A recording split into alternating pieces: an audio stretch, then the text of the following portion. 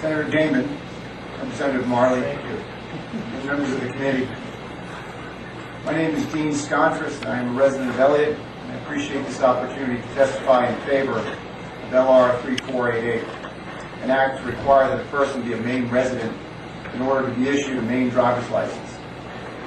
Almost 5 months ago, I was surprised to learn Maine did not require proof of residency in order for one to obtain a driver's license.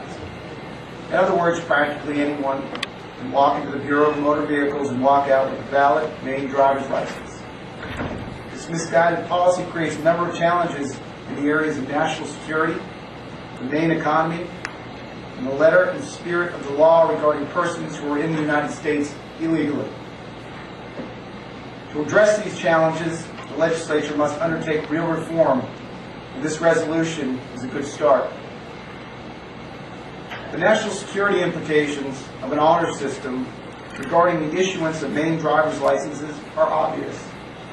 INS officials estimate that there are currently 12 to 20 million illegal aliens living in the United States, and more are crossing over our borders every day.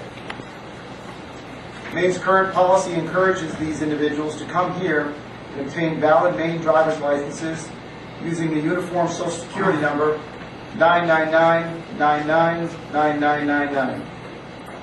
In fact, state officials estimate that over 5,000 of these licenses have been issued since 2004, when Governor Baldacci issued Executive Order 13 FY 0405.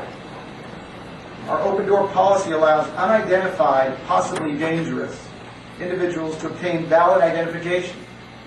In today's world, valid identification provides individuals access to bank accounts, credit cards, secure workplaces, airports, and other forms of public transportation.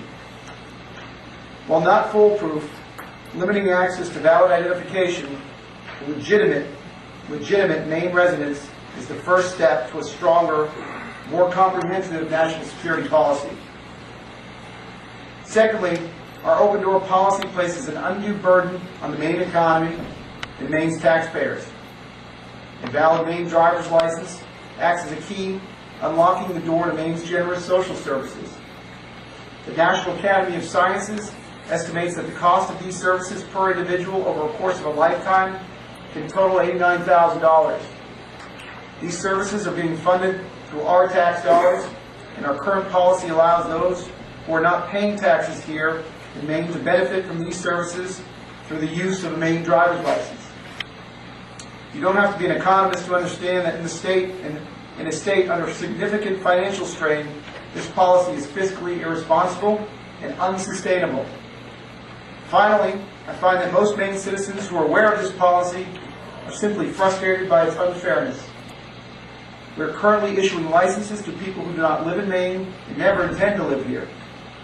Meanwhile, we have seniors, veterans, who have served this state and this country honorably. We have citizens and lifelong Mainers who have played by the rules. When told about this policy, they are dismayed by its folly. There is a sentiment that licenses and their accorded privileges should not be dispensed freely without any system of accountability. A tighter policy, like the one you are considering, will ensure that the privileges of citizenship are coupled with the responsibilities of citizenship. In light of all this, I strongly support the requirement that a person must be a Maine resident in order to be issued a Maine driver's license. Additionally, I would hope that the resolution's final language would require that licensed applicants also be legal United States citizens. Maine is currently one of only 4 states left that issue licenses to people who are in the United States illegally. It is the only such state in the eastern part of our country. A residency requirement by itself would still allow illegal aliens in Maine to continue to acquire licenses. No one can be a legal Maine resident without also being a legal resident of the United States. I believe that every applicant for a Maine license should have to provide documentation of residency along with a valid, verifiable Social Security number. The practice of entering 999-99-9999 instead of a real Social Security number should be terminated immediately. Thank you.